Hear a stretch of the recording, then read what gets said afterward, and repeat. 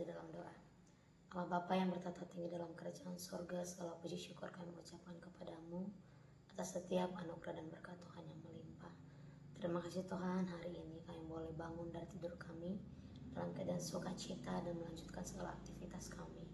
Biarlah Tuhan yang campur tangan menuntun dan membimbing kami hingga kami beroleh hati yang bijaksana melakukan yang seturut dengan kehendak Tuhan. Berkati setiap yang mendengarkan firman-Mu Tuhan, berikan kesehatan dan kekuatan daripadamu. Yang sakit Engkau sembuhkan, yang juga yang sedang mengalami penderitaan, kiranya Tuhan juga yang memberikan jalan keluar.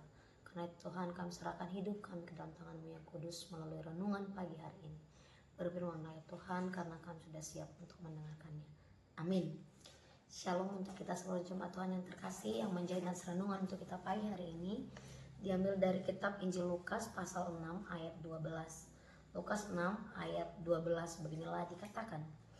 Pada waktu itu pergilah Yesus ke bukit untuk berdoa, dan semalam-malam ia berdoa kepada Allah. Diaka ari manako ibana tudolok martangia, jala manipat nasaborngini ma didak dati martangia tu debata. Demikian firman Tuhan.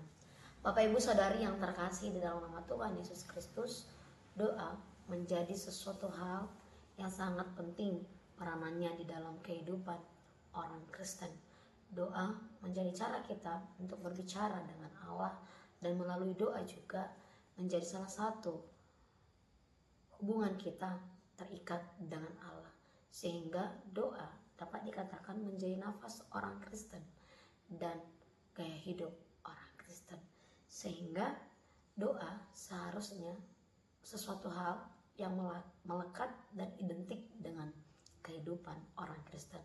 Dan ternyata doa tidak hanya dilakukan oleh kita saja, melainkan juga sebagaimana Yesus yang merupakan anak Allah juga berdoa kepada Allah Bapa penciptanya.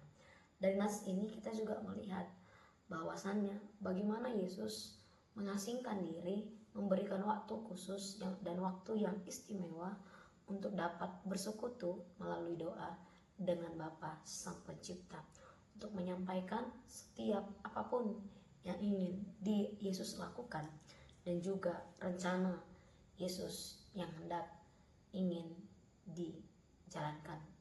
Dari hal ini kita melihat bahwa Yesus sekalipun anak Allah, dia tetap membangun komunikasi dengan Bapa di dalam doanya. Sekalipun dia juga adalah Allah, namun kebergantungan anak dengan Bapa tetap tidak terpisah. Sebagaimana Yesus memberikan waktu khusus untuk menyampaikan setiap permohonannya kepada Allah Bapa, dalam hal ini untuk mencari murid-murid Yesus yang hendak ingin ia panggil atau pilih untuk menjadi rekan kerjanya. Artinya Yesus juga melibatkan Allah dalam pemilihan murid-murid Yesus. Dan dalam hal inilah kita melihat bagaimana Yesus tidak hidup sendiri atas kehendaknya sendiri, tidak, melainkan tetap menggantungkan setiap pilihannya juga kepada Allah. Bapak Ibu Saudari yang terkasih dalam nama Tuhan Yesus Kristus, demikian halnya hendaknya sebagaimana Yesus menggantungkan diri kepada Allah, hendaknya juga kita diminta untuk tetap menggantungkan diri kepada Allah Sang Pencipta kita. Artinya kita tidak boleh hidup sendiri, kita tidak boleh hidup menurut keinginan kita, melainkan tetap berserah diri kepada Allah Sang Pencipta. Dan kita juga diingatkan bahwasannya memberikan waktu yang khusyuk dan juga tempat yang nyaman untuk dapat berinteraksi dengan serius kepada Allah, menyampaikan setiap harapan kita. Artinya gantungkanlah hidupmu kepada Allah melalui doa yang kita utarakan kepada Allah. Dan nas ini juga mengingatkan kita bahwasannya bagaimana doa tidak boleh terpisahkan dari kehidupan kita. Kita berinteraksi dengan Allah melalui doa, dan kita juga bersyukur kepada Allah melalui doa, sehingga doa menjadi nafas jantung kehidupan orang percaya.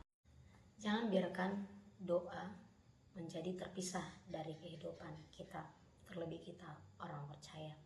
Yang ketiga, dari nats ini juga kita diingatkan bagaimana kita berdoa menyerahkan segalanya atas kedaulatan Allah. Apapun yang terjadi menurut kedaulatan Allah, kehendak Allah, bukan menurut keinginan kita. Karena tujuan dari doa kita adalah Allah Sang Pencipta. Sebagaimana Yesus menunjukkan doanya juga kepada Allah Sang Pencipta. Ketika Yesus hendak memanggil ke-12 muridnya, dia tidak mengandalkan pikirannya, tidak mengandalkan berdasarkan kriteria dia, melainkan dia meminta petunjuk kepada Allah. Oleh karena itu, Yesus sepenuh hati menyerahkan setiap rancangannya kepada Allah dan menerima apa yang seturut dengan kehendak Allah. Demikian juga hendaknya kita, hendaklah apapun yang kita sampaikan kepada Allah, jangan memaksakan untuk sesuai dengan kehendak hati, melainkan biarlah Allah yang bekerja dan mendengarkan setiap doa permohonan kita, agar apapun yang kita minta seturut dengan kehendak Allah. Kiranya kita semakin mendekatkan diri kepada Allah melalui persekutuan kita di dalam doa kepada Sang Pencipta. Amin. Selamat pagi, Tuhan Yesus memberkati kita sekalian. Shalom. Kasih karunia Tuhan kita Yesus Kristus, kasih Allah Bapa, dan persekutuan Roh Kudus kiranya memberkati kamu sekalian hari ini, besok, lusa, sampai selama-lamanya. Amin.